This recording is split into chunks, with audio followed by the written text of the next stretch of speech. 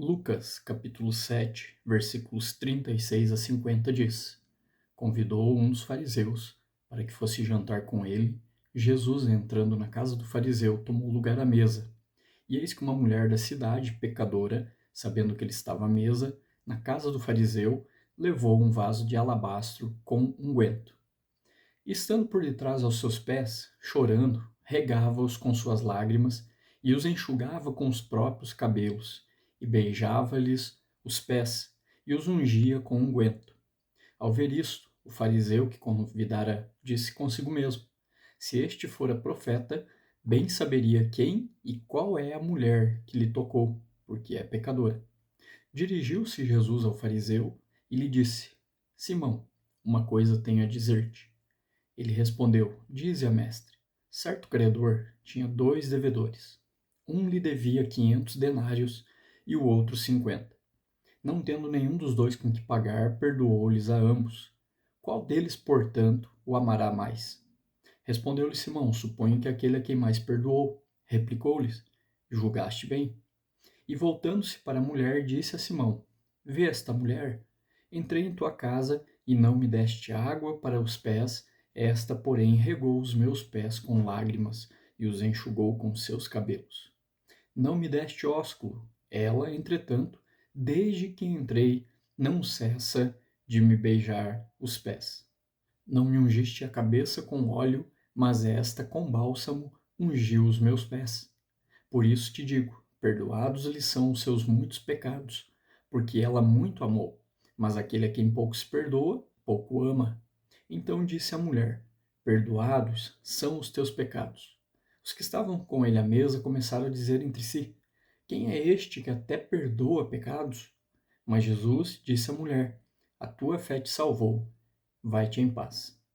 Imagine a cena. Você está em um jantar. O anfitrião é um respeitável líder na cidade que vive em uma mansão na área nobre. Este jantar foi preparado para honrar um palestrante. Você está feliz por ter sido convidado, porque muitos têm falado sobre esse homem e você terá a oportunidade de ouvi-lo em um ambiente VIP e reservado. Ele está causando rebuliço por onde passa, por conta das suas posições radicais. Algumas pessoas não querem ouvi-lo, afinal, não os interessa o que ele propõe. Mas você tem a mente aberta e deseja ouvir o que o palestrante tem a dizer. Enquanto isso, você ouve a campainha tocar, mas quase ninguém deu atenção. Quando de repente, uma mulher abre caminho pela sala. Você percebe que a esposa do anfitrião está com cara de desespero, pois aquela mulher está vestindo uma blusa decotada, uma saia curta demais e um salto alto. Aquela mulher está com uma maquiagem super carregada. E o que mais chama atenção justamente é o seu tipo. E para piorar, parece que ela tomou uns drinks a mais, pois anda meio cambaleando. Ela parece o tipo de mulher que anda pelas esquinas. Aquela mulher então vai direto ao palestrante e abraça-lhe por trás e começa a beijá-lo. Todos ficam atônitos, mas de repente você olha para o rosto dela e ela está chorando com um rímel escorrendo pelo rosto. Você começa a olhar para todos e vê que o anfitrião está congelado, pois que situação constrangedora está acontecendo ali naquela casa daquele homem tão importante, ainda mais porque aquela mulher não havia sido convidada para aquele banquete. Agora você olha para o palestrante. Qual será a reação dele diante da atitude da mulher? Então, ao invés de afastá-la, ele estende seus braços e dá um abraço nela. E todos parecem ter ouvido ele dizer: Você é minha. Como assim? Ele não poderia ter dito aquilo. É óbvio que tipo de mulher é aquela. Certamente ele percebeu isso ao vê-la. O palestrante deveria ter sido comedido em suas palavras, pois ela pode pensar que aquilo é uma insinuação. Talvez ele seja um dos seus clientes. A maioria dos convidados, e quem sabe você, pensaram: este palestrante, com certeza, tem sérios problemas. O contexto de um espaço físico para um banquete nos tempos de Jesus era em que os convidados reclinavam-se em divãs ao redor de 3 lados de uma mesa central, deixando o quarto lado aberto para permitir o acesso dos servos à mesa. Pão e vinho estariam na mesa junto com o prato principal em que você molhava o pão. Os convidados ficavam em uma posição semi-deitada, com suas pernas para trás. As casas, especialmente as grandes casas, tinham áreas semipúblicas. Alguns aposentos abriam para um pátio em que as pessoas de fora poderiam entrar e os visitantes poderiam ver o que estava acontecendo ali e vir da rua para cumprimentar o dono da casa ou realizar algum negócio. Neste espaço, os pobres também poderiam ficar ao redor esperando pelas sobras da festa. Entendendo esse contexto, fica mais fácil entender como esse momento do ministério de Jesus aconteceu. Aquela mulher provavelmente estava vagando pela área pública da casa, ela entra na casa e vai até Jesus e começa a lavar os pés dele. Aquela atitude de lavar os pés não era nenhuma novidade, afinal, os servos lavavam os pés dos seus patrões.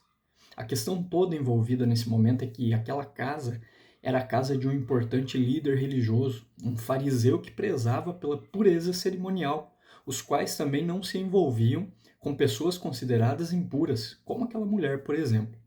Embora explicitamente o texto não se refira à mulher como uma prostituta, Lucas nos diz que ela era conhecida na cidade como pecadora. Leia o texto novamente e você vai perceber isso. Para os fariseus, aquela mulher era como uma doença contagiosa. Ainda assim, Jesus a aceita, pois ele demonstra graça ao receber pecadores. O comportamento da mulher não era o mais apropriado. O texto diz que ela usou os cabelos para enxugar os pés de Jesus. Aquele era um nível de intimidade muito grande e ela não se intimidou em fazê-lo. E Jesus não saiu gritando: tirem ela daqui, estou impuro, pois ela me tocou. Pelo contrário, Jesus aceitou aquele ato da mulher. Naquela cultura, desamarrar o cabelo era algo que só se fazia no quarto. Era algo de extrema intimidade.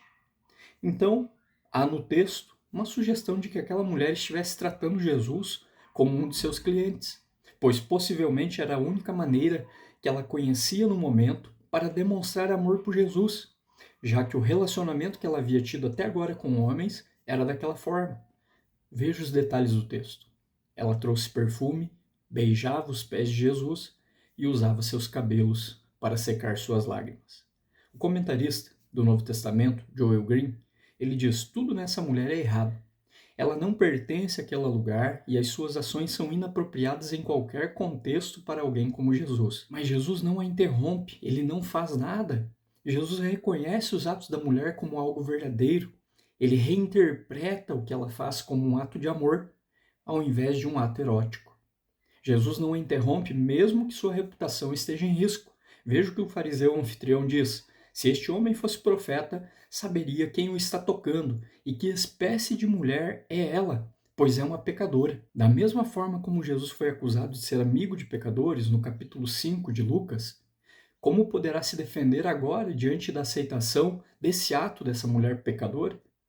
Jesus não faz nada, pois sim, Jesus é amigo dos pecadores. Ele liga a sua identidade à nossa para revelar-se como nosso gracioso Salvador. Ele vem comendo e bebendo para mostrar que pecadores podem fazer parte e ser parte do seu reino. O glorioso Filho do Homem, lá do profeta Daniel, capítulo 7, é o gracioso companheiro de jantar, aqui em Lucas, capítulo 7. É notório como Lucas trabalha essas questões envolvendo publicanos, pecadores, prostitutas, como se estivesse nos testando se temos de fato compreendido a graça de Deus. Como reagimos quando uma mulher promíscua beija o corpo de Jesus? Celebramos a graça de Deus ou ficamos escandalizados?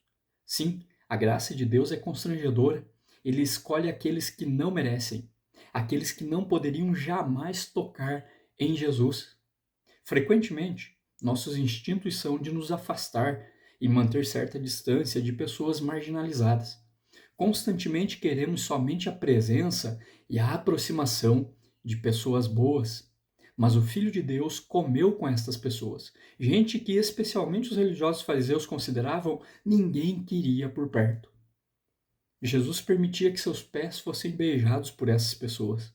Ele é o amigo da ralé, dos traidores, dos indignos, dos bêbados, drogados. Jesus morre a morte dessas pessoas. Ele enfrenta aquilo que imerecedores da graça de Deus deveriam receber.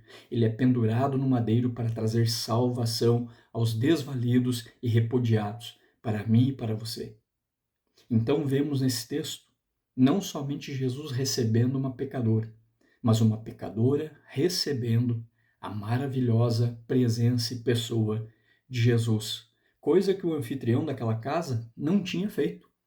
Jesus nos conta o nome do anfitrião, Simão, o qual, mesmo sendo quem convidou Jesus, não o recebeu tão bem quanto aquela mulher, a despeito de ter providenciado tudo para que aquela festa acontecesse. Naquela cultura, oferecer água para que os convidados lavassem os pés ao chegarem em sua casa e depois beijar-lhes o rosto era igual a apertar a mão de alguém desejando-lhe boas-vindas. Mas Simão não agiu dessa forma. Não fez nada disso com Jesus. Ele é um anfitrião não anfitrião. Já a mulher é o anfitrião que nem sequer foi convidado a estar ali. Jesus diz a Simão: Tu não fez nada disso, mas essa mulher fez tudo por mim. Simão estava interessado em Jesus apenas por seu valor de entretenimento. Pela atitude dele em relação a Jesus, percebemos que era isso mesmo, já que não seguiu o protocolo requerido a pessoas consideradas amigas. Mas aquela mulher, acostumada a ser tratada apenas como um pedaço de carne, como um trapo humano, reconheceu Jesus como pessoa e uma pessoa que poderia se compadecer dela. Jesus diz à mulher: A tua fé te salvou. O que ela fez foi uma resposta a algo que ela ouviu em Jesus, já que ele era alguém muito conhecido. Quem sabe ela já tinha ouvido Jesus pregar em algum lugar da cidade. Talvez ela viu alguém ser curado por Jesus.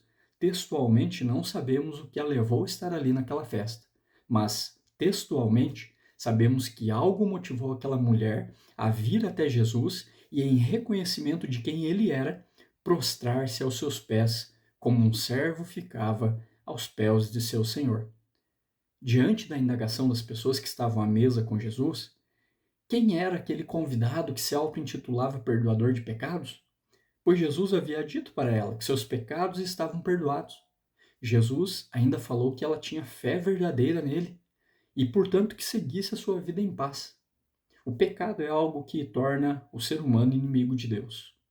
Somente Deus pode novamente pacificar pecadores com ele mesmo. E é isso que está acontecendo na vida dessa mulher. A maravilhosa graça de Deus a alcançou. E agora ela pode seguir em paz, deixando seus pecados e vivendo para a glória de Deus. Jesus, diante da indagação de Simão sobre se Jesus realmente sabia quem era aquela mulher, conta-lhe uma ilustração sobre dois credores. Na história, o princípio é simples: se alguém perdoa, você o amará. Mas se alguém lhe perdoa muito, você o amará muito. E essa mulher ama muito Jesus, o que ela expressou com sua audácia, suas lágrimas e sua afeição por ele. Já Simão nem mesmo mostrou a Jesus as cortesias normais de um anfitrião e desprezou a mulher. Simão não demonstrou amor em nenhum momento. É isso que a compreensão errada da graça de Deus faz em um coração duro. A pessoa se torna indiferente e fria em relação à ação de Deus em salvar e, por consequência, em relação ao próprio Deus. Simão não é apenas um legalista, mas estruturou sua vida e seu mundo em torno do seu legalismo. Naquele tempo, a refeição representava inclusão. Aquele banquete era um mau exemplo de inclusão. Aquela refeição foi deturpada pelo legalismo. Jesus revela que a definição de justiça divina de Simão está invertida. Foi Simão quem decidiu que Jesus não podia ser profeta, pois, segundo ele, Jesus não tinha uma percepção divina para enxergar o verdadeiro caráter daquela mulher. Mas, contrariando a conclusão de Simão, Jesus é aquele que enxergou os pecados daquela mulher, que eram muitos. O texto diz que Simão fez mau juízo de Jesus em sua mente, pois considerou consigo mesmo, é o que o texto nos fala. E Jesus respondeu aos pensamentos de Simão, como se ele os tivesse dito em alta voz. Percebemos que Jesus viu o coração de Simão e viu também o coração da mulher. Um não estava nem aí para Jesus, o outro desejava Jesus de forma profunda e necessitada. Algo que aprendemos nesse momento da história é que pessoas problemáticas, pessoas difíceis, pessoas diferentes de nós têm uma função: expor os nossos próprios corações, pois o comportamento sempre vem de desejos do coração. Sempre que desprezamos alguém por ser fedido, desorganizado, preguiçoso, emotivo, promíscuo, socialmente inepto ou amargo, somos como Simão, sem graça. A diferença entre Simão e a mulher não é apenas como eles veem Jesus, mas como eles veem a si mesmos. Simão não tem senso de perdão porque não tem senso da sua necessidade de Jesus. Mas a mulher tem um forte senso da sua ruína como pessoa. Ela sabe que sua vida é um desastre e vê Jesus como alguém que a aceita de qualquer maneira. Assim, ela tem um amor imenso por ele, um amor que arrisca a desonra social. O envolvimento com pessoas, especialmente as marginalizadas, começa especialmente com uma percepção da graça de Deus correta. Mas não se trata só da graça de Deus em relação a elas, mas de sua graça em relação a mim. Eu também preciso ser derretido e destruído diariamente pela graça de Deus. Quando converso com um alcoólatra, alguém deprimido, um desempregado, eu devo fazê-lo como um igual a mim, um pecador carente da graça de Deus. Se eu não compreendo isso, então minhas boas intenções e o que eu disser soará algo como torne-se como eu. Somente quando eu sou diariamente atingido pela maravilhosa graça de Deus, minha vida e minhas palavras apontarão para Jesus como Salvador. O que este banquete, mesmo que oferecido sem a intenção real de integrar pessoas, nos ensina? Uma lição é de que Jesus é aquele que tem poder e autoridade para tornar algo pecaminoso em algo restaurado e que promove a glória de Deus. Afinal, ali naquele ambiente arredio, houve salvação para aquela mulher. Outra lição, e esta de forma direta à igreja, é de que a igreja precisa enxergar a hospitalidade às pessoas, pois a igreja de Jesus é uma comunidade e uma comunidade é formada por gente. Hospitalidade envolve acolher, abrir espaço, escutar, prestar atenção e prover. As refeições são um exemplo daquilo que a hospitalidade da igreja precisa ser. Para uma refeição, nós desaceleramos as coisas. Nós somos direcionados ao contato direto com as pessoas. Refeições aproximam pessoas, as trazem para perto. Vemos as pessoas como elas são. A vida real, a conexão, a comunicação. Jesus incluiu aquela mulher desprezada em seu reino, a comunidade dos discípulos ali, em uma refeição. Quando a igreja vive o real sentido da comunidade, a exemplo de Jesus, ela passa a experimentar a bênção de ser realmente a comunidade dos discípulos dele. E isso porque a verdadeira comunidade só pode ser vivida por meio daquilo que a cruz de Jesus criou. Os discípulos de Jesus só conseguirão viver a plenitude da comunidade quando amarem indivíduos reais, sentados ao redor da mesa. O pastor Dietrich Bonhoeffer disse: a comunidade cristã não é um ideal que temos de realizar, mas uma realidade criada por Deus em Cristo, da qual podemos participar. Pessoas arruinadas pelo pecado, assim como eu, você, aquela mulher naquele banquete, só encontram sentido para a vida quando sentam-se à mesa com Jesus. Jesus é o Deus Salvador que conhece o nosso interior e nos confronta em nossos pecados com sua graça, para que nos rendamos a Ele, arrependidos, e para que sejamos salvos unicamente por Ele. Jesus nos mostra ali, naquela festa, que Ele tem poder para nos fazer habitar em família e nos tornar parte de sua comunidade, assim como fez aquela mulher.